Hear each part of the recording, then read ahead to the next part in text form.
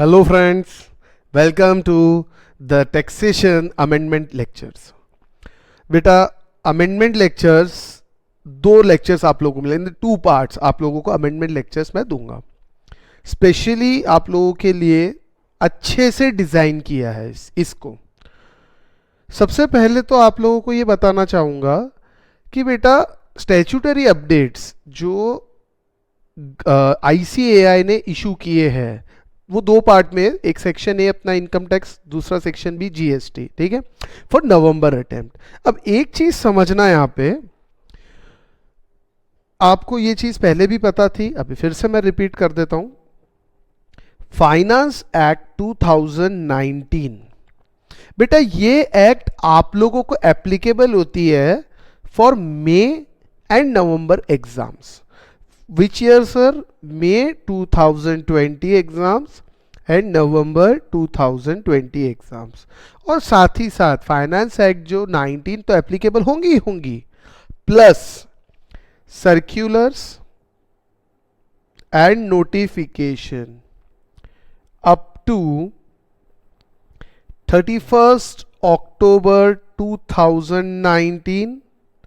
साथ ही साथ circular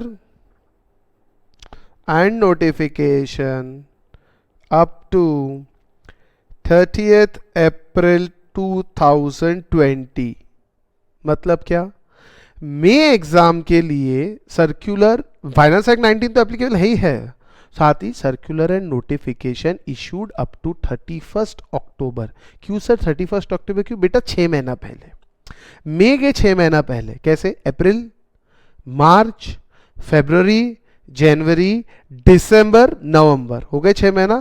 तो उसके पहले कहा 31 अक्टूबर तक के, वहां तक के सारे अपडेट्स, कोई सर्कुलर इशू हुआ होगा, कोई नोटिफिकेशन आया होगा, तो वो सब बेटा एप्लीकेबल होगा. आई बात समझ में? दूसरा, वैसे ही नवंबर के लिए circulars, notification up to 30/4/2020 applicable रहेगा. वही 6 महीना, अक्टूबर, सितंबर, अगस्त, जुलाई, जून, मई, हो गए 6 महीना. बराबर है. अब आप लोगों के नोट्स कैसे हैं और उसमें क्या है? सबसे पहले बात बता दूं बेटा, इनकम टैक्स में नहीं के बराबर अमेंडमेंट है. इनकम टैक्स पोर्शन में, डायरेक्ट टैक्स पोर्शन में नहीं के बराबर अमेंडमेंट है, जो ज्यादा से ज्यादा हमको हाफ एन आवर लगेगा, कंप्लीट हो जाएंगे. उसमें से काफी अमेंडमेंट्स ऐसे जो मैं कवर नोट्स में ही आप लोगों को कर चुका हूं. मैं आप लोगों को बताऊंगा विद पेज नंबर कि भैया ये आपके पेज नंबर पे यहां ये चीज रखी, मतलब दी हुई है. साथ ही साथ आप लोगों को ये बताना चाहता हूं बेटा, GST के जो आपके अमेंडमेंट्स है, GST के, वो भी मैं 31 अक्टूबर 2019 तक के सारे अमेंडमेंट्स आप लोगों को पढ़ा चुका हूं. अब बात ऐसी है, इस साल जो प्रॉब्लम हुई है वो प्रॉब्लम ये है कि इस साल मई में एग्जाम ही नहीं हुई.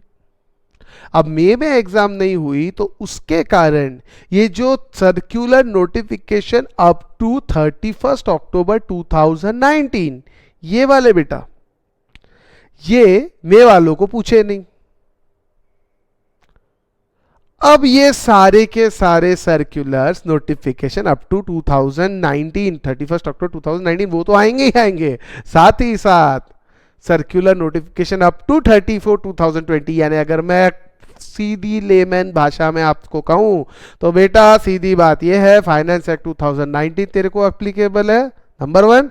और बेटा आपको दूसरी चीज, सर्कुलर नोटिफिकेशन 6 महीने पहले तक की, यानी अप टू 30 अप्रैल 2020 तक के सारे सर्कुलर नोटिफिकेशन आपको एप्लीकेबल है. यानी सर जो मई वाला को एप्लीकेबल है वो तो आपको है ही, और जो नवंबर वाले को है वो भी आपको एप्लीकेबल है. दैट मीन्स मई में एग्जाम हुई नहीं तो मई के, नवंबर के दोनों अमेंडमेंट्स आपको पूछे जाएंगे. और आपको बता दूं, मई के मैं आपको पढ़ा चुका हूं, आपके नोट्स में ही है, और आप पढ़ भी चुके हो वो चीज़. जो मेरे स्टूडेंट्स हैं पर्टिकुलरली बेटा, उनके लिए कह रहा हूँ, क्या आप लोग वो चीज़ पढ़ चुके हो.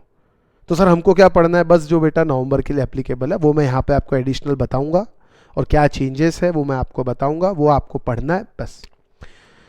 अब इतने दिन इसलिए रुका था मैं कि एक तो आप लोगों की क्लासेस भी चालू थी और इंस्टीट्यूट की तरफ से मटेरियल का वेट कर रहा था कि भाई कभी कभी तो क्या अमेंडमेंट हो जाती है, हमको पता रहता है, लेकिन क्या इंस्टीट्यूट उसको एप्लीकेबल कर रही कि नहीं कर रही।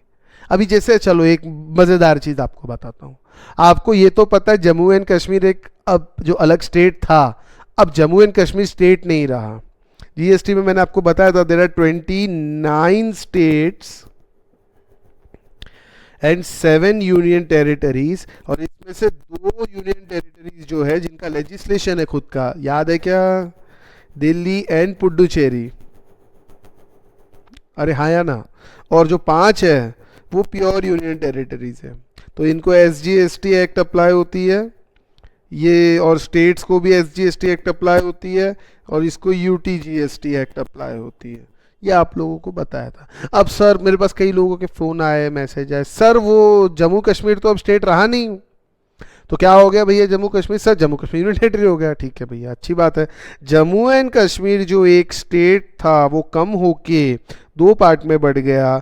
Jammu and Kashmir union territory, साथ ही लद्दाख नाम से और एक यूनियन टेरिटरी हो गई। That means I can now say there are 28 states and 9 union territories, बराबर। बट ये चीज आपको एप्लीकेबल नहीं है। सर क्यों? ये तो हो गया। अरे हो गया, मानता मैं, लेकिन नहीं है आपको एप्लीकेबल। इसके रिलेटेड नोटिफिकेशंस गवर्नमेंट ने इशू ही नहीं किए। क्यों सर? अरे वो कोविड में लग गए ना यार, वो लोग कोविड संभालते संभालते गवर्नमेंट ने इसकी तरफ ध्यान ही नहीं दिया। बाद में करेंगे भैया इशू, अब क्या करें। दैट मीन्स आप लोगों को जम्मू एंड कश्मीर, वो जो टर्नओवर स्पेशल कैटेगरी स्टेट्स वगैरह जो सब हम पढ़ते थे, अभी आएगा सब कुछ, वो सब वैसा के वैसा ही है जैसा आप लोग पढ़ते थे, जैसा मैंने आपको पढ़ाया बेटा। सीधी बात समझ लो, ज़्यादा दिमाग लगाने की ज़रूरत नहीं है। जैसा आपको पढ़ाया है वैसा ही एप्लीकेबल है। सर वो तो चेंज आपको एप्लीकेबल नहीं है, वो चेंज मुझे यही मतलब कि भाई ये जम्मू कश्मीर चेंज एप्लीकेबल होता क्या? चांस ही नहीं ना, क्योंकि गवर्नमेंट ने अभी तक एप्लीकेबल नहीं किया, मतलब जीएसटी में चेंजेस नहीं हुए। तो दैट मीन्स आज भी जीएसटी पॉइंट ऑफ व्यू से तो जम्मू एंड कश्मीर आपके एग्जाम के लिए वो स्टेट में ही आएगा। लद्दाख नाम की कोई यूनियन टेरिटरी नहीं है, ये समझ लेना। अब जो जो यहाँ बेटा मैं आपको बताता हूँ, प्लीज आप उतना ही दिमाग लगाइए। वैसे ही आप लोगों के पास दिमाग लगाने के लिए और 7 सब्जेक्ट है, तो इसीलिए मैं आपको सिर्फ उतना ही बताऊंगा जो आपको एप्लीकेबल है। एडिशनल ज्ञान मैं यहाँ पे कुछ देने वाला हूँ नहीं, क्योंकि वो देने से जबरदस्ती कंफ्यूजन क्रिएट होगा आप लोगों को, सर हमको एप्लीकेबल है कि नहीं है, और अननेसेसरी बेटा आप लोग कंफ्यूजन में आते, तो वो काम मैं कुछ करूंगा नहीं। आप लोगों को जो एप्लीकेबल है वो आपको बताऊंगा। एग्जाम में क्या करना है सर ये बताइए, सबसे $1 क्वेश्चन रहता है स्टूडेंट्स का, बस वही आप लोगों को बताऊंगा यहाँ पे कि भी एग्जाम में क्या करना है बेटा। तेरे को एप्लीकेबल है, ये क्वेश्चन आएगा तो ऐसा कर लेना, ऐसा मत करना। सिर्फ एक बात बताता हूं, सिर्फ अमेंडमेंट्स भी ढंग से अगर कर लिए ना बेटा, तो 30 to 40 मार्क्स कहीं नहीं गए। ये बात मेरी ध्यान रखना। सिर्फ अमेंडमेंट पढ़ाते वक्त मैंने कई बार फोकस किया उस चीज़ पे। फाइनेंस एक्ट 2019 जहाँ दिख रहा है, अरे रट डालो यार, आना ही आना है, वो समझ लो, अच्छे से कर लो उसको, बराबर है ना बेटा। तो चलिए स्टार्ट करते हैं विदाउट एनी टाइम वेस्ट किए। 2 लेक्चर्स मैं आपको बता रहा हूँ बेटा, 2 लेक्चर्स आप लोगों को मिलेंगे अमेंडमेंट के। फर्स्ट लेक्चर में मैं डायरेक्ट टैक्स पोर्शन और कुछ पोर्शन जीएसटी का कवर करूंगा, और सेकेंड लेक्चर में जीएसटी का पोर्शन कवर कर दूंगा पूरा, मतलब बचा हुआ जीएसटी का पोर्शन पूरा हमारा कवर हो जाएगा। ठीक है, तो चलिए बेटा, सबसे पहले आपको करना क्या है, देखिए अमेंडमेंट की जो तक नोट्स की बात आती है, तो नोट्स मैंने आपको अभी जैसे बताया, काफ़ी सारी चीज़ें तो आपके नोट्स में ऑलरेडी हैं, मैं पेज नंबर के साथ आपको बता दूंगा कि ये देख बेटा तेरे नोट्स में ये यहाँ पे है। Secondly, you have to download the statutory updates issued by ICAI। उसका प्रिंट निकालो बेटा, बिल्कुल प्रिंट निकालो। कैसे? गूगल में जाना है, गूगल में जाने के बाद एक सेकेंड, गूगल में आप जाएंगे, आप ICAI की साइट पे जाइए। इंटरनेट कनेक्टेड नहीं है, चलिए मैं बता देता हूँ। आप गूगल पे जाइए, ICAI की साइट पे आप जाएंगे तो उसमें आपको board of studies knowledge portal दिखेगा। उस board of studies knowledge portal को जैसे ही आप सिलेक्ट करोगे, आपको आएगा फाउंडेशन, इंटर, फाइनल। आप इंटर सिलेक्ट कीजिए, इंटर के 8 सब्जेक्ट की लिस्ट आ जाएंगी, उसमें आप टैक्सेशन पेपर 4 सिलेक्ट कीजिए, उसके अंदर आपको दिखेगा statutory updates of income tax applicable for November 2020 exams. Statutory updates, GST, indirect tax laws applicable to November 2020 exams. एक 12 पेजेस का स्टैच्यूटरी अपडेट है, एक 28 पेजेस का स्टैच्यूटरी अपडेट है. बस पढ़ लो, मतलब डाउनलोड करके प्रिंट निकाल लो. पढ़ा मैं रहा हूं और उसमें से आपको बता देता बेटा ये 40 के अलावा कुछ दिमाग लगाने की ज़रूरत नहीं है, कुछ पढ़ने की ज़रूरत नहीं है. और ये 40 में से सच्ची बोल रहा हूँ 20 पेज तो मैं पढ़ा चुका हूँ. आई बात समझ में? चलिए, तो और साथ में एक इम्पॉर्टेंट बात, सबसे इम्पॉर्टेंट, ये तो चलो वो जीएसटी आएगा जब बताऊंगा, अभी नहीं बताता, क्योंकि वो आपको जीएसटी से रिलेटेड थोड़ा सा और चीज़ें कुछ एप्लीकेबल है तो मैं आपको बताऊंगा. आपके मॉड्यूल के अंदर दी है वो चीज़ें. नोट्स में मैंने इसलिए नहीं डाली थी वो, क्योंकि उस समय जिस समय नोट्स अपने बने थे, जिस समय आप लोगों को जीएसटी पढ़ाना स्टार्ट किया था, नोट्स दिए थे बेटा, वो एप्लीकेबल नहीं था आप लोगों को. और तब तक इंस्टीट्यूट अप्लाई करती कि नहीं मुझे भी नहीं पता था, वो एक्चुअली मे अटेम्प्ट के हिसाब से था. अब इंस्टीट्यूट ने वो चीज़ को अप्लाई किया, मतलब गवर्नमेंट ने अप्लाइकेबल कर दिया फाइनेंस एक्ट के थ्रू, और इंस्टीट्यूट ने भी उसको बीए की इंटर वालों को एप्लीकेबल है. हालांकि वो चीज़ मॉड्यूल में दी हुई थी, चाहता तो मैं डाल सकता था, लेकिन अननेसेसरी कन्फ्यूजन क्रिएट नहीं करना था. अब कुछ चैप्टर्स 3-4 चैप्टर्स में वो चीज़ है तो आप लोगों को पढ़ना है. खैर दैट आई विल टेल बेटा, पेज नंबर के साथ आपको सब चीज़ें बताऊंगा, उसके लिए आप निश्चिंत रहो. बस जैसा बोल रहा हूँ वैसा कीजिए और एग्ज़ाम के लिए रेडी हो जाइए, टेंशन नहीं. ठीक है, चलिए तो अब मैं स्टार्ट कर रहा हूँ बेटा. सबसे पहले मैं आपको बताऊंगा डायरेक्ट टैक्स के अमेंडमेंट्स. ये आपका टैक्सेशन पार्ट, ये 12 पेजेस का आपको एक पूरा पीडीएफ फाइल आप डाउनलोड कीजिए, उसका प्रिंट निकालिए. मैं बार बार कह रहा प्रिंट निकालिए. अब इसमें से मैं 60-70% आपको ऑलरेडी पढ़ा चुका हूँ, आप जाके वीडियोस देख सकते हैं, आप अपने नोट्स में भी देख सकते हैं, ये मैं आपको पढ़ा चुका हूँ. अब यहाँ पे कुछ लिखा है बेटा आप लोगों के लिए. ये कहना चाह रहे हैं कि ये 30/4 तक जो मैंने अभी आप लोग को बताया वो एप्लीकेबल है, और साथ ही फाइनेंस एक्ट 2019 आपके नवंबर एग्जाम को एप्लीकेबल है. फाइनेंस एक्ट 19 और फाइनेंस एक्ट नंबर 2 2 बार आई थी ना बेटा, इलेक्शन हुए थे ना, 2 बार एक्ट आई थी. ठीक है, लेकिन दोनों में चेंज विशेष कुछ था नहीं. चलिए सबसे इंपॉर्टेंट, अब बताइए ये पढ़ा है कि नहीं पढ़ा है? हाँ सर ये पढ़ा है. कब पढ़ा है बताऊं? वो भी कैपिटल गेन्स कंप्लीट होने के बाद मैंने आपको ये जो इनकम फ्रॉम अदर सोर्सेज का जो मेरा पहला लेक्चर है उसके अंदर मैंने स्टार्टिंग इस चीज़ से की है. हालांकि ये मैंने बताया भी था, ये पार्ट आपके बेसिक कंसेप्ट चैप्टर का है बेटा. बेसिक कंसेप्ट चैप्टर मतलब सर बेसिक कंसेप्ट चैप्टर यानी जिसमें आपने टैक्सेशन रेट वगैरह वगैरह निकालना सीखा था, मैंने बोला था उसका पार्ट. लेकिन मेरा लेट लेने का कारण था कैपिटल गेन कंप्लीट होने के बाद, मैंने इसीलिए ये पढ़ा है आपको क्योंकि इसमें एसटीसीजी और एलटीसीजी के बारे में बातें की गई है. STCG under section 111A, LTCG under section 112A, long term capital gain, short term capital gain, short term capital gain और sale of securities, equity oriented fund on which STT is paid, long term capital gain. तो ये सारी चीजें कब पता चलेगा? Under section 112A 111A कब पता चलेगा? जब कैपिटल गेन पढ़ेंगे जब पता चलेगा ना. तो इसलिए मैंने ये उसमें पढ़ाया था आपको याद होगा. इसके अंदर हुआ क्या था, देखिए जो हमारा एनहांस सरचार्ज था बेटा, अगर आपको सरचार्ज याद है कि नहीं मुझे नहीं पता, नहीं तो मैं याद कराता हूं, जरा ध्यान देंगे. मैं इसके अंदर ज़्यादा टाइम नहीं दूंगा क्योंकि ये ऑलरेडी मैं आपको पढ़ा चुका हूं, लेकिन फिर भी मेरा काम है एक बार बताना एग्जाम में आए तो क्या करना, सबसे ज़रूरी चीज़ वो है. इस वजह से मैं आप लोगों को एक बार फिर से ब्रशअप जरूर थोड़ा बहुत कर दूंगा. तो यहाँ पे जो हमारा चैप्टर 1 है बेसिक कंसेप्ट वाला, इस चैप्टर के अंदर हमने टैक्सेशन के रेट्स देखे थे और साथ ही साथ हमने सरचार्ज का एक टेबल देखा था. एक सेकेंड, ये रहा बेटा वो सरचार्ज का टेबल. सरचार्ज के टेबल में हमने इंडिविजुअल, ये देखिए मैंने यहाँ एनहांस सरचार्ज के बारे में यहाँ मैंने बताया भी था आप लोगों को उस समय. अब यहाँ पे इंडिविजुअल, HUF, AOP, BOI और आर्टिफिशियल जुरिस्डिकल पर्सन, इनके लिए सरचार्ज के बारे में दिया है कि भैया अगर तुम्हारी टोटल इनकम 50 लाख या उससे कम है तो देयर इज नील सरचार्ज. अगर आपकी टोटल इनकम 50 लाख से ज्यादा और 1 करोड़ या उससे कम है तो 10% सरचार्ज लगेगा. टोटल इनकम आपकी 1 करोड़ से ज्यादा बट 2 करोड़ या उससे कम है तो 15% सरचार्ज लगेगा. बस ये तो लगेगा ही लगेगा, इसमें तो कोई तकलीफ ही नहीं है, कुछ भी रहे ये तो लगेगा.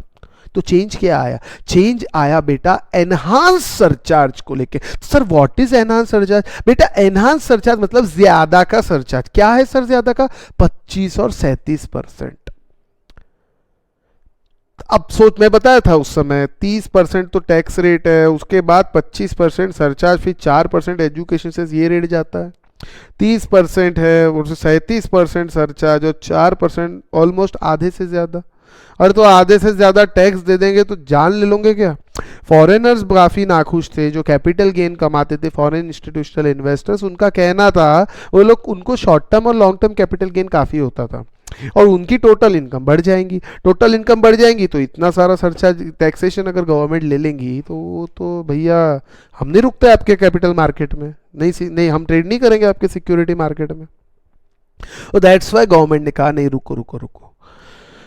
दो सरचार्ज को आइडेंटिफाई किया गवर्नमेंट ने। अच्छा, ये सिर्फ individual HUF, AOP, BOI, AJP, artificial juridical person, इन्हीं को एप्लीकेबल हुआ है। आइडेंटिफाई किया गवर्नमेंट ने कि भैया क्योंकि एनहांस सरचार्ज बाकी जगह है ही नहीं ना। देखो ना 2%, 5%, 7%, 12%, 12%, कहाँ है एनहांस सरचार्ज? दो ही जगह है, 25% और 37%। इन दोनों को एनहांस सरचार्ज बोला गया। क्या बोला गया बेटा? Enhance surcharge. तो सर इसका किया क्या? मुझे मालूम है आप लोगों को पता है, लेकिन फिर भी मैं एक बार रिवाइज करा रहा हूं, थोड़ा सा, ज्यादा नहीं। ये सबसे बेस्ट एग्जाम्पल है इसके लिए। अब वेरी इंपॉर्टेंट, अब एक चीज लिख कर ले लो बेटा, इस पे क्वेश्चन तो आना ही है। क्वेश्चन में एडजस्टमेंट आना है कि भैया ये एनहांस सरचार्ज का क्या किया जाए। बड़ा आसान है बेटा। किया क्या है जरा ध्यान से देखिए। According to the press release, the enhanced surcharge of 25% and 37%, as the case may be, applicable where the total income, individual, HUF, AOP, BOI, artificial jurisdictional person, इन्हीं के लिए जब 2 करोड़ एक्सीड होती है तो 25% एनहांस सरचार्ज लगता है, जब 5 करोड़ एक्सीड होती है तो 37% लगता है। ये देख लीजिए बेटा, 2 करोड़ एक्सीड हुई तो 25% और 5 अगर एक्सीड होगी तो 37% एनहांस सरचार्ज लग जाएगा, तुम्हारी बैंड बच जाएंगी। बराबर है। सरचार्ज निकालना आप लोगों को सिखाया था, टैक्सेशन रेट निकालना आता है, इसमें मैं अभी पछड़े में नहीं पढ़ूंगा, ठीक है। अब समझना एक चीज और, एक सेकेंड, हाँ। अब इसके बाद क्या हुआ? तो उनका कहना था हैज बीन विड्रॉन, इसको विड्रॉ कर लिया, लेकिन सब पे नहीं, पीछे समझना, विड्रॉ किस पे किया है? Withdrawn on income tax payable at special rates. अच्छा, स्पेशल बेटा आपको मालूम है 111A और 112A को स्पेशल रेट लगते हैं, बराबर है ना। स्पेशल रेट्स है 15%, 10%, ये स्पेशल रेट्स एप्लीकेबल है विद इंडेक्सेशन। खैर इंडेक्सेशन तो इसमें नहीं है, तो इनको स्पेशल रेट्स लगते हैं। क्योंकि कौन से है सर? देखिए, short term capital gain under section 111A, long term capital gain under section 112A कैसे होता है? Arising from transfer of equity shares in a company और a unit of equity oriented fund trust which has been subject to security transaction tax. ये हम capital gain में already भली भांति जानते हैं हम, ठीक है, उस पर मैं डिस्कशन अभी नहीं करूंगा। अब सरचार्ज इनके ऊपर नहीं लगेगा, ऐसा कहना है, इनके ऊपर विड्रॉ कर लिया है सरचार्ज, इस इनकम पे सरचार्ज नहीं लग सकता। अच्छा, तो टोटल इनकम में तो ये भी जुड़ती है। टोटल इनकम होता क्या है? पांचों हेड की इनकम सबसे पहले ग्रॉस होता है, उसमें से चैप्टर 6 से डिडक्शन माइनस करें तो टोटल इनकम आता है। अरे हाँ ना, GTI फिर टोटल इनकम। तो ठीक है सर, जरा ये 5 एग्जाम्पल मैं वैसे पढ़ा चुका हूं, लेकिन एक बार फिर से देख लीजिए। Where the total income including income under section 111A and 112A is greater than 50 lakh बस less than equal to 1 crore, तो क्या इस पे एनहांस सरचार्ज एप्लीकेबल होगा? क्या नहीं सर, एनहांस सरचार्ज एप्लीकेबल होने का सवाल ही नहीं उठता। इसके ऊपर सरचार्ज का रेट क्या है? 10 ही है, तो इसके लिए कोई चेंज नहीं है, जैसा नॉर्मल करते थे वैसा ही करना है। ये एग्जाम्पल दिया है, ये आप देख लेना, इसमें कुछ समझने लायक, समझाने जैसा नहीं है। वैसे ही सेकंड इसमें एनहांस सरचार्ज आ रहा है क्या सर? 1 से 2 करोड़ के बीच में काय का एनहांस सरचार्ज? 15% ही है। काम की बात आती है थर्ड पॉइंट में, आ गया एनहांस सरचार्ज पे, जरा ध्यान देना। एक्सक्लूडिंग, यहां पे जो एग्जांपल बना है this is excluding income under 111A and 112A। क्या कहा जाता है?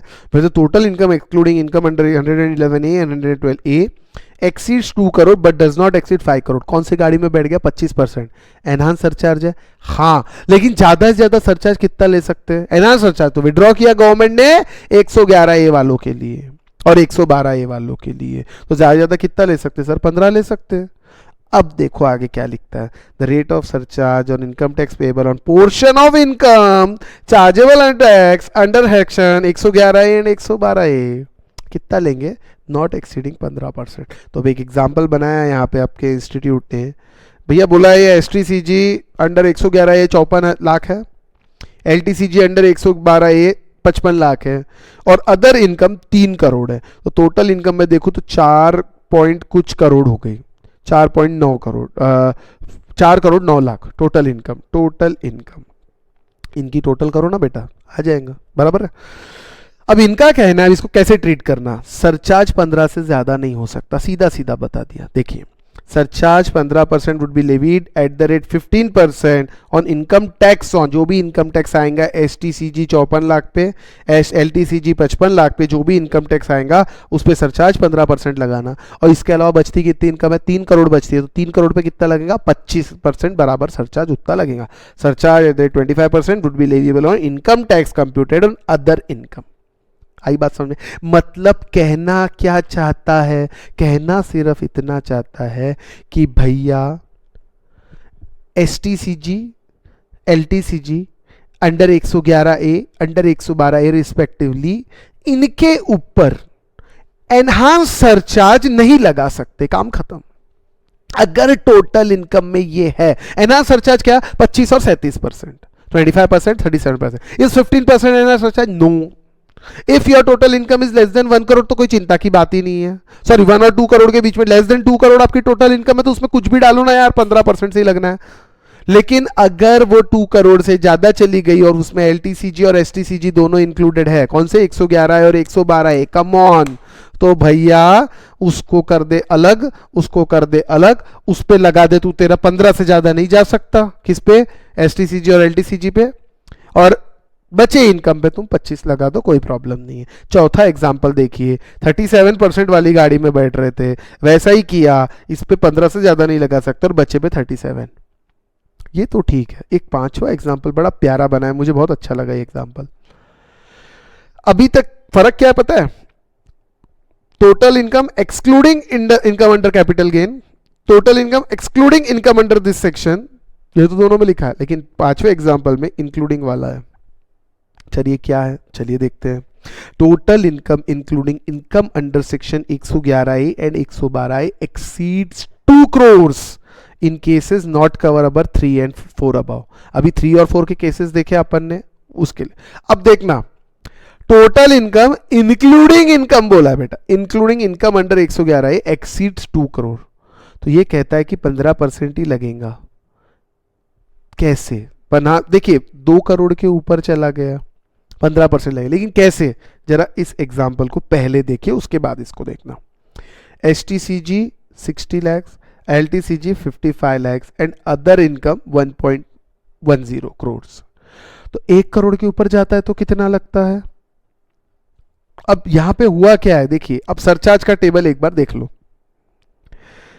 अगर 1 करोड़ से ज्यादा और 2 करोड़ से कम है तो 15% सरचार्ज की गाड़ी में तुम बैठ जाते हो, बराबर है।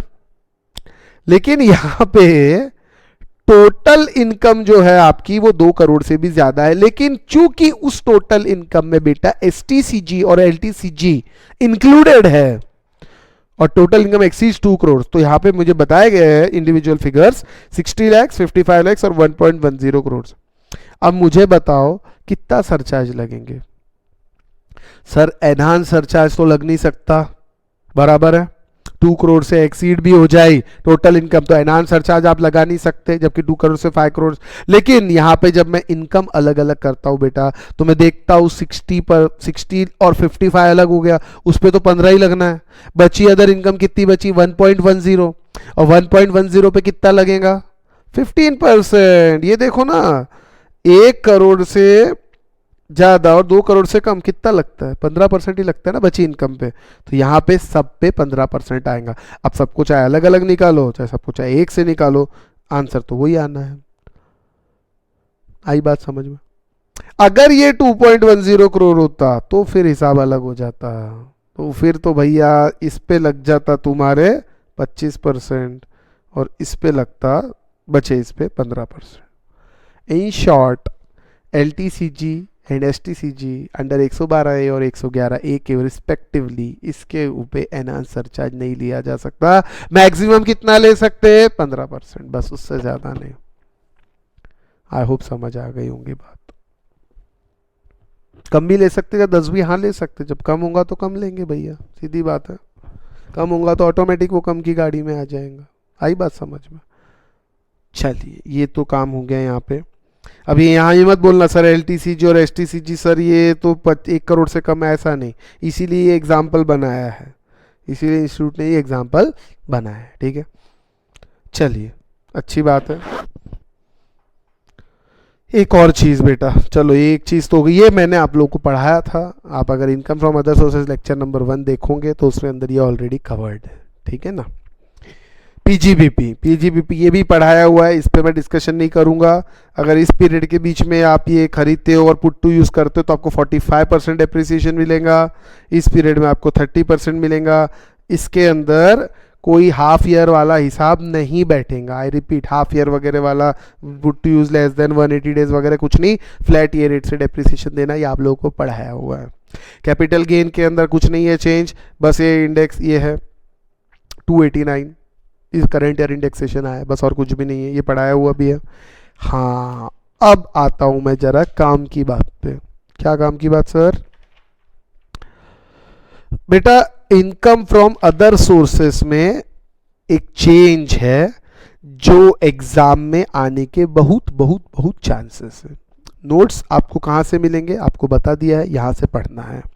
ये मैं आप लोगों को बेटा पूरा बताऊंगा और काफ़ी सिंपल है ये। इनकम फ्रॉम अदर सोर्सेस बहुत सिंपल है। आप लोगों को एक चीज पता है, सेक्शन 56 सबसेक्शन 2 क्लॉज 10, ये एक क्लॉज है अदर सोर्सेस में जो हमने पढ़ चुके। कहाँ पढ़े सर? अरे बिल्कुल पढ़ा है बेटा, ये जो है ना इतना पार्ट ये मैं ऑलरेडी आपको पढ़ा चुका हूँ। कब सर? ऑन बता देता हूँ, on page number 387 of book. आपके जो नोट्स है बेटा उसका पेज नंबर 387 पे आप जाओगे तो ये लॉ आपको पढ़ा चुके। क्या है सर ये लॉ? बेटा ये है कि under income from other sources इस हेड के अंदर any sum of money received without consideration, बिना कंसिडरेशन के कोई पैसे मिलते हैं, if the aggregate value exceeds 50,000, gift वगैरह, या फिर कोई इमूवेबल प्रॉपर्टी मिलती है, लैंड या बिल्डिंग और बोथ, जिसकी रिसीव विदाउट कंसिडरेशन, बिना फुकट में मिलती है और उसकी स्टैम्प ड्यूटी वैल्यू 50,000 से ज्यादा है, तो आपको टैक्स लगेगा इनकम फ्रॉम अदर सोर्सेज के अंदर, उसको आपकी इनकम मान ली जाएंगी। और साथ ही साथ ये भी है कि प्रॉपर्टी की वैल्यू और उसकी स्टैम्प ड्यूटी वैल्यू के बीच में अगर डिफरेंस 50,000 या 5% of sale consideration whichever is higher, अगर ये डिफरेंस है तो इस डिफरेंस से ज्यादा का डिफरेंस है तो अदर सोर्सेस में टैक्सेबल होगा। ये सब आपको कहानी बताई हुई है, ठीक है। तो सर चेंज क्या है बताता हूं।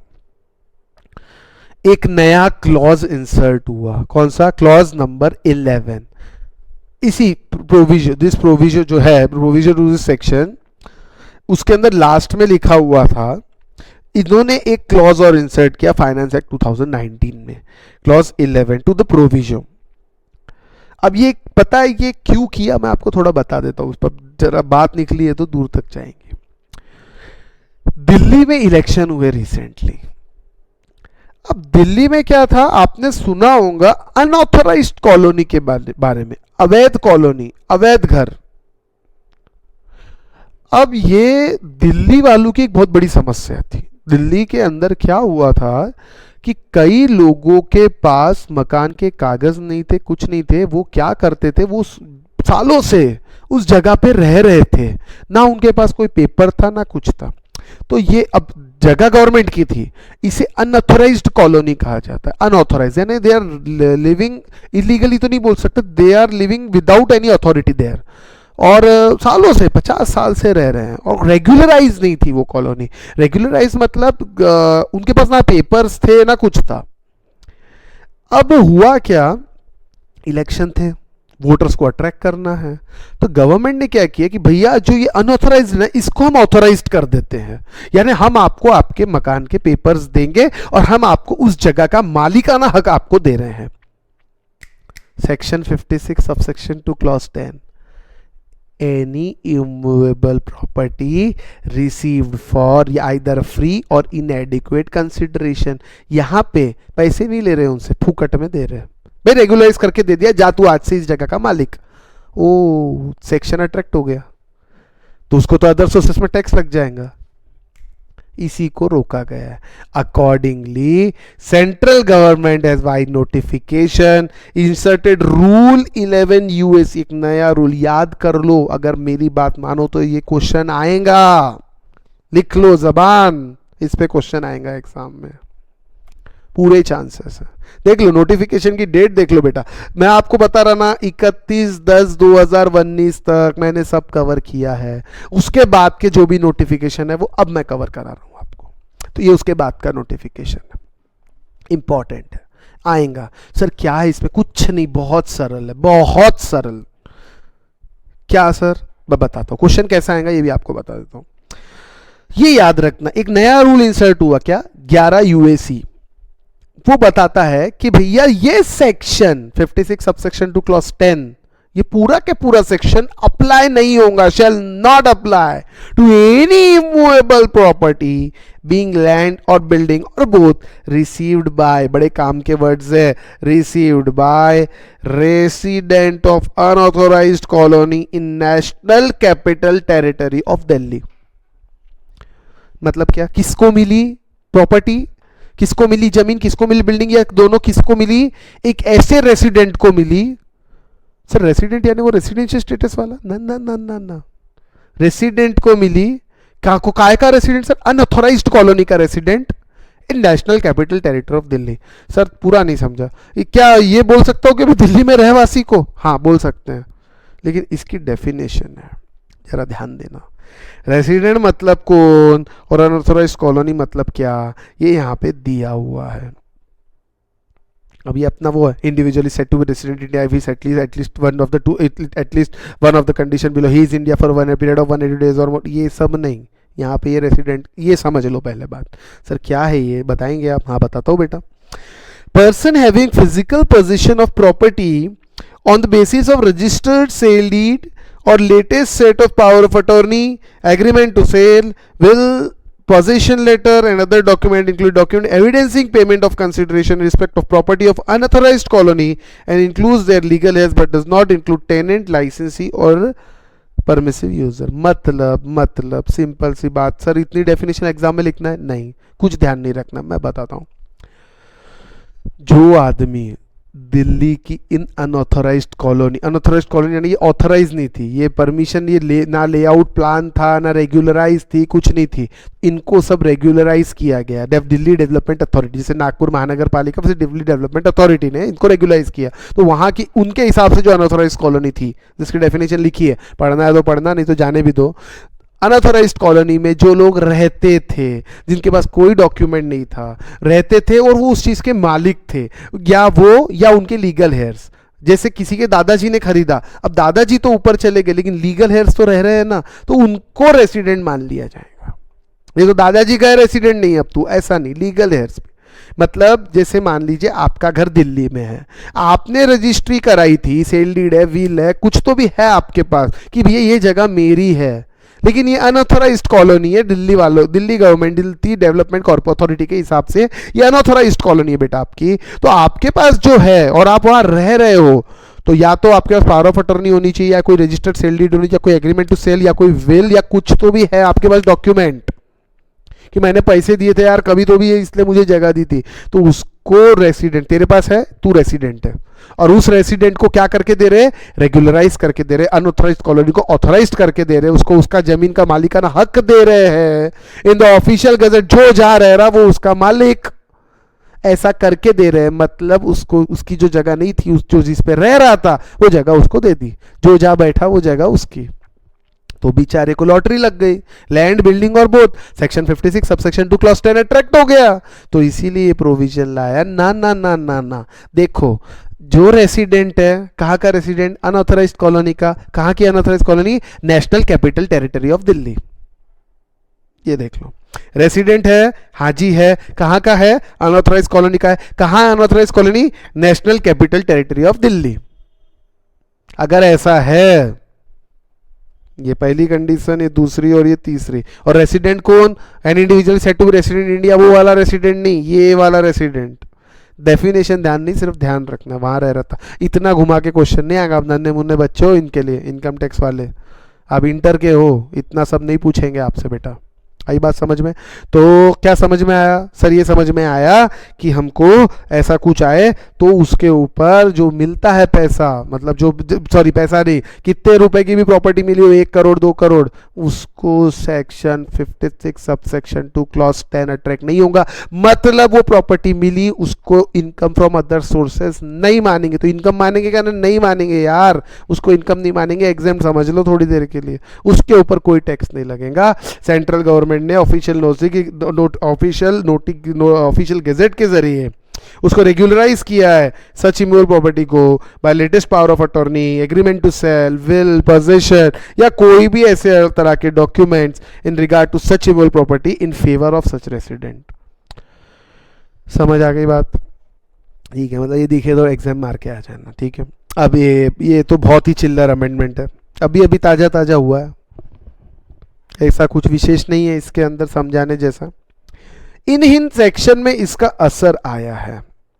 ये सेक्शन आपको भली भांति आप जानते हो, ये सेक्शंस मैं आपको नहीं पढ़ाऊंगा, लेकिन इन सेक्शंस में इसका असर आया। सर क्या असर आया, मतलब क्या था ये था बेटा, हर जगह एक चीज लिखी थी, mode of payment, mode of receipts.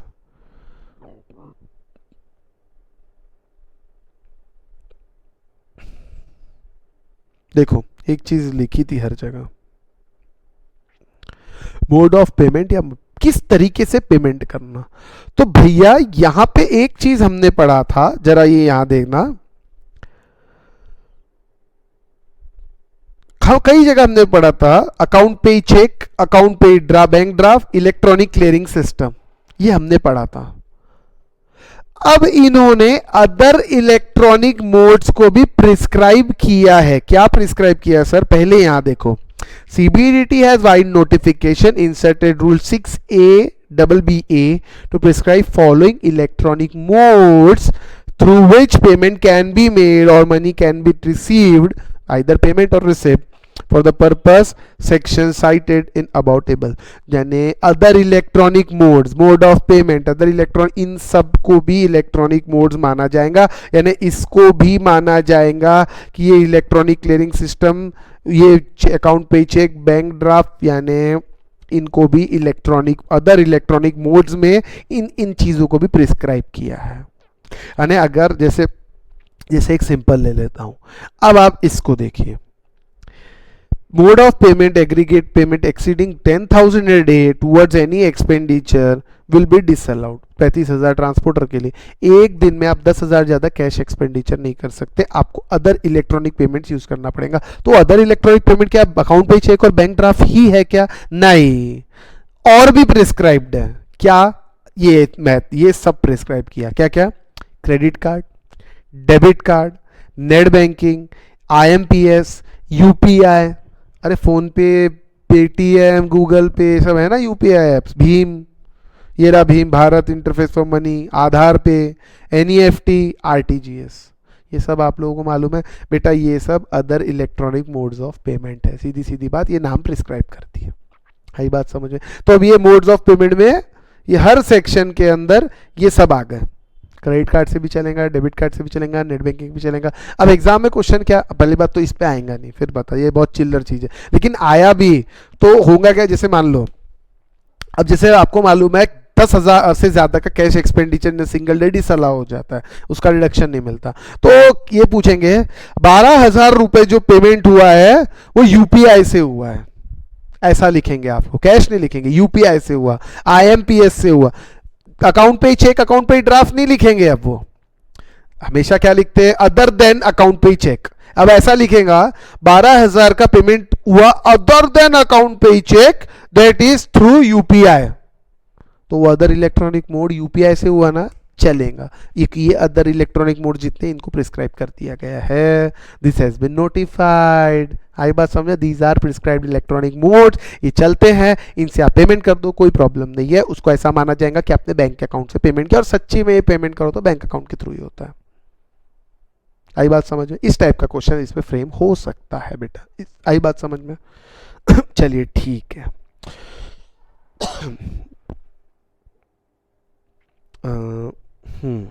ये हो गया आपका।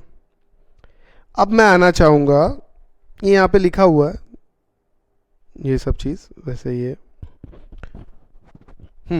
अब ये 9th चैप्टर पे, इस पे आएंगे हम लोग। अब ये आप बोलोगे सर ये तो सेक्शन पढ़ा हुआ है। हाँ बेटा, ये मैंने पढ़ाया हुआ है आप लोगों को, 194N नाम का सेक्शन। अगर आप अपने नोट्स देखोगे तो पेज नंबर 622 पे, और जिस समय ये पढ़ाया था मैंने चीख चीख के बताया था ये आएगा, और अभी भी कह रहा हूँ ये आएगा, एग्जाम में आएगा आएगा आएगा आएगा, कोई नहीं रोक सकता। 194N और 194M वो भी आएगा। याद है पढ़ा है 622 पेज नंबर जाके देख लेने का। और वह 194 लिखा है सेक्शन, 194M था, मैंने करेक्शन करवाया था, मुझे ध्यान है। मैं आपको फिर से लगे तो करेक्शन करवा देता हूँ एक बार। ये देखिए, मतलब करेक्शन मुझे ध्यान है मैंने करवाया था। TDS किधर गया? चैप्टर नंबर 10 था। अरे नहीं, सेट सॉरी 11 डिडक्शन हो गया, 12 13 नंबर चैप्टर किधर है? ये रहा,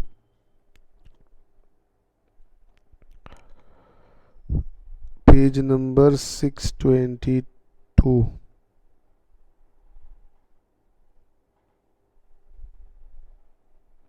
ये देखिए बेटा, ये हाँ ये करवाया था मैंने उस समय। ये 194M है, ठीक है ना, 194M ये करवाया था। 194M भी हमने पढ़ा था बेटा, और 194N भी आप लोगों को पढ़ाया था, बताया था, ये इंट्रोड्यूस हुआ। अब इसमें कोई चेंज, एक छोटा सा चेंज किया है, मतलब एक एडिशन हुआ है छोटा सा। ये दोनों एज इट इज है, इसमें कोई चेंज नहीं है, इसमें एक एडिशन हुआ है। यहाँ कुछ लिखा है इसी सेक्शन में 194N के तरफ अगर आप देखोगे तो यहाँ पे लिखा है notified persons लास्ट में, provided that nothing contained in this subsection apply to any payment made to government, banking company, business correspondent, white label, automated teller machine और notified persons। किसी को गवर्नमेंट ने अगर नोटिफाइड किया है तो, बस यही चीज को थोड़ा नोटिफाइड किया है गवर्नमेंट ने, वो नोटिफाइड मैं आप लोगों को बताता हूँ, ठीक है। वैसे तो मैं इसमें सब कवर करा चुका हूँ, लेकिन फिर थोड़ा सा जो एडिशनल है, जो उसके अंदर नहीं है नोट्स में, वो मैं यहाँ आपको बताऊंगा बेटा, ठीक है ना। तो जरा ध्यान देना उस चीज पे।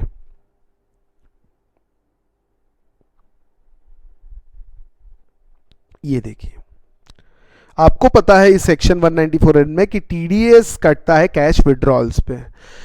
अगर आपके कैश विड्रॉल्स 1 करोड़ से ऊपर जाते हैं तो उस पर TDS कटता है, लेकिन ये साफ साफ लिखा है विथ इफेक्ट फ्रॉम 1/9/2019। इसका मतलब क्या होता है सर?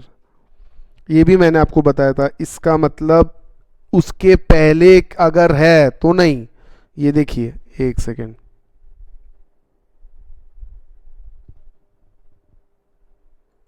हाँ ये देखिए बेटा, ये क्लैरिफिकेशन के बारे में मैंने आप लोगों को बताया था कि भैया ये एप्लीकेबल हुआ है 1 सितंबर से, तो 1 अप्रैल से लेके, अब ये टोटल जो 1 करोड़ है वो तो 1 अप्रैल से काउंट होगा, लेकिन अगर 1 अप्रैल तक आपने कुछ विड्रॉल कर लिया है तो उसके ऊपर कुछ नहीं कटेगा। मतलब इसका ये है, मान लीजिए 1 अप्रैल से लेके 31 अगस्त तक अगर आपने 5 करोड़ रुपए भी विड्रॉ किए हैं तो इस पे कोई TDS नहीं कटेगा, ठीक है ना।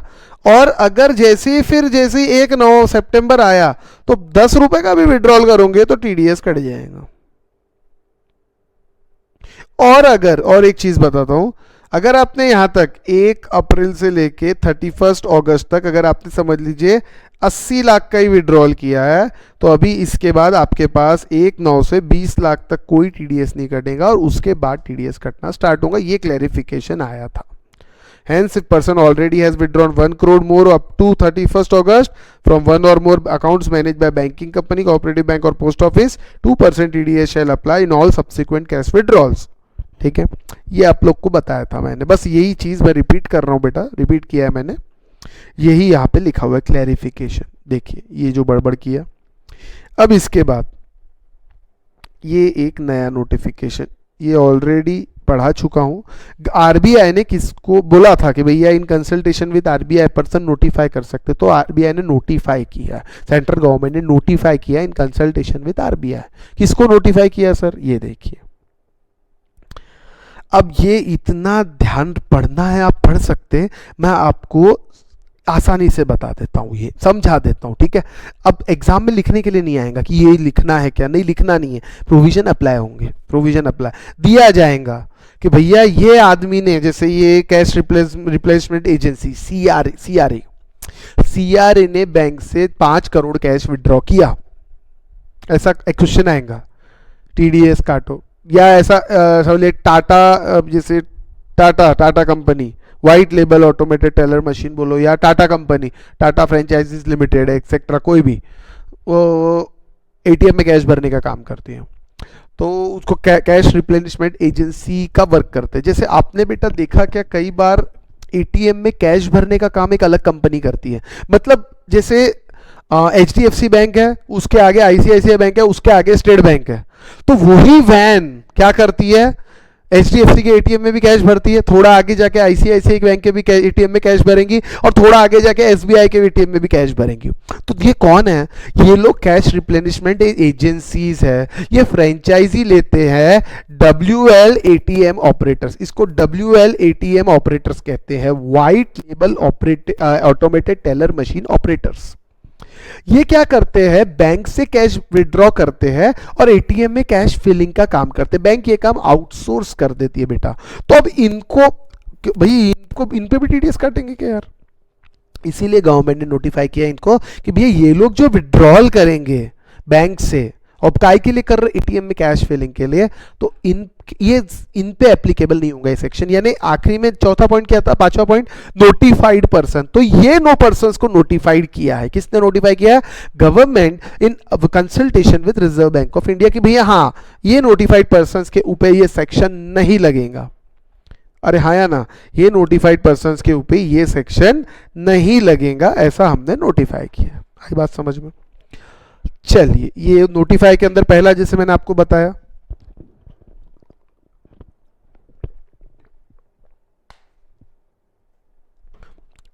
सीआरए कौन सी एजेंसी होती है, जो एटीएम में कैश फिलिंग का काम करती है, बराबर, उनको ये नहीं लगेगा।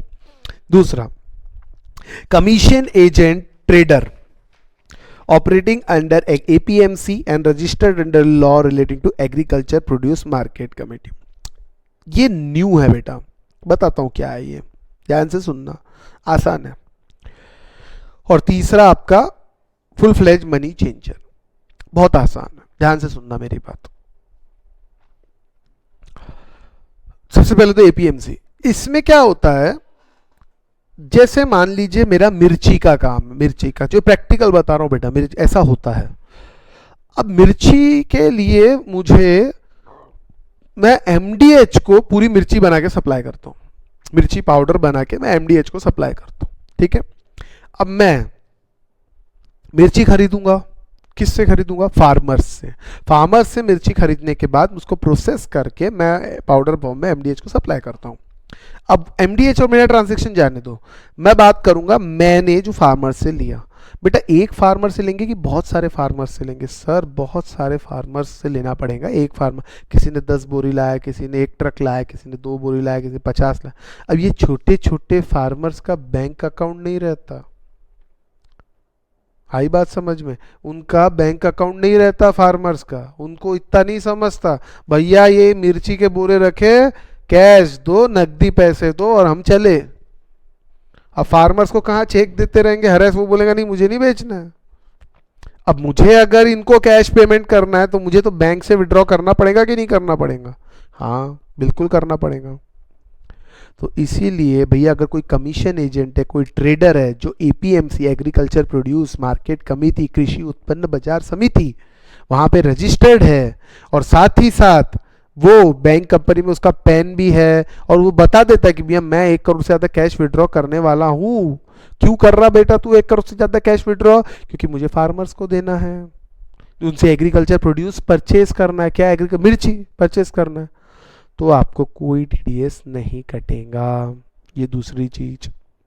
तीसरी चीज, एक ऑथोराइज्ड फ्रेंचाइजी एजेंट बोलो या full fledge money changer, money exchange वाले नहीं रहते, करेंसी एक्सचेंजर, डॉलर ले रुपए दो, रुपए ले डॉलर दो, उन लोगों के लिए जो फॉरेनर्स फॉरेन टूरिस्ट को कैश, उनको अब दिन भर कैश देना है, कैश लेना, कैश देने का काम है, तो कैश विड्रॉ नहीं करना पड़ेगा। कोई फॉरेनर आएगा, भैया $1 लाख के मुझे इंडियन रुपीस चाहिए, तो उसको 76 लाख रुपीस देने पड़ेंगे।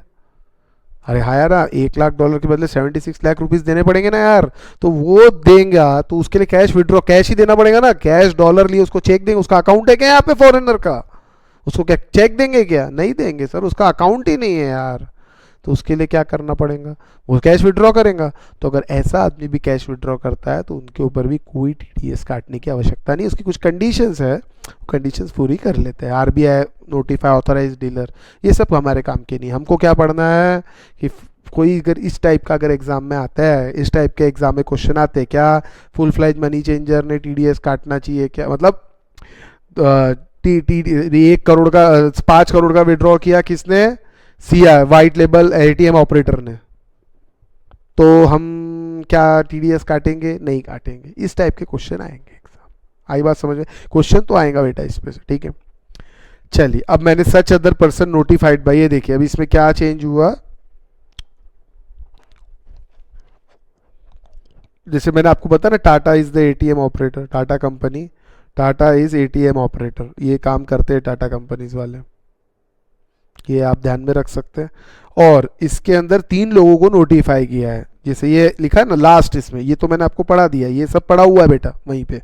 ये सच अदर क्लास और person notified by central government, तो किसको नोटिफाई किया? 3 लोगों को नोटिफाई किया। एक एटीएम ऑपरेटर्स को, एक वो एपीएमसी वाले अड़तिया वगैरह, और एक आपके ये मनी चेंजर, ठीक है ना, इनको नोटिफाई किया गया है। ये इस डेट को नोटिफिकेशन आया था, यानी 31 तारीख के बाद। दिस इज द चेंज, ठीक है। चेंज तो वैसे वो भी है बेटा, वो भी आपको एप्लीकेबल है, लेकिन चूंकि एग्जाम नहीं हुई थी इस वजह से, बराबर है। अब इसमें आगे बेटा, person to whom credit is given, अब सीधी बात है, जिसके अकाउंट से पैसा डिडक्ट होगा उसी को क्रेडिट दिया जाएगा। टीडीएस का क्रेडिट मिलता है ना।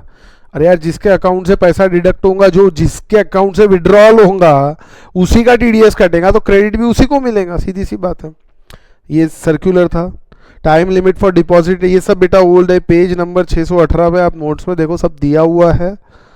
इसके अंदर भी कुछ, और ये सारे सेक्शन में वही with in period of this much days, ये सब कुछ यहाँ पे 194M में ये सब लिखा हुआ है। ये सब तो ठीक है, ये सब आप लोगों को पढ़ाया हुआ है, एक पूरा फ्लो चार्ट था उसके अंदर, ये आप पढ़ सकते हैं, कोई विशेष इसके अंदर नहीं है, ठीक है। अब मैं आता हूँ इंपॉर्टेंट चीज़ पे, provision for filing return of income. ये भी बहुत आसान है, ये मैं आपको बताता हूँ क्या है। अब इसमें ऐसा है कि पैन नंबर, मतलब manner of allotment of pan के बारे में थोड़ा दिया गया। अब देखिए, जहां पैन मतलब अगर किसी इंसान के पास पैन नहीं है, देखो एकदम लेमन टर्म्स में आपको समझाता हूं, अगर किसी इंसान के पास पैन नहीं है लेकिन आधार है, तो आधार चलेगा। मतलब जहां पैन कार्ड देने की जरूरत है वहां अगर आप आधार कार्ड भी देते हो तो वो भी चल जाएगा, कोई प्रॉब्लम नहीं है। लेकिन एक चीज समझना, जैसे ही आपने आधार लगाया तो गवर्नमेंट डिपार्टमेंट ये मान लेगा कि आपने पैन के लिए अप्लाई कर दिया और आपको पैन भेज देंगे। नहीं समझे? नहीं समझे?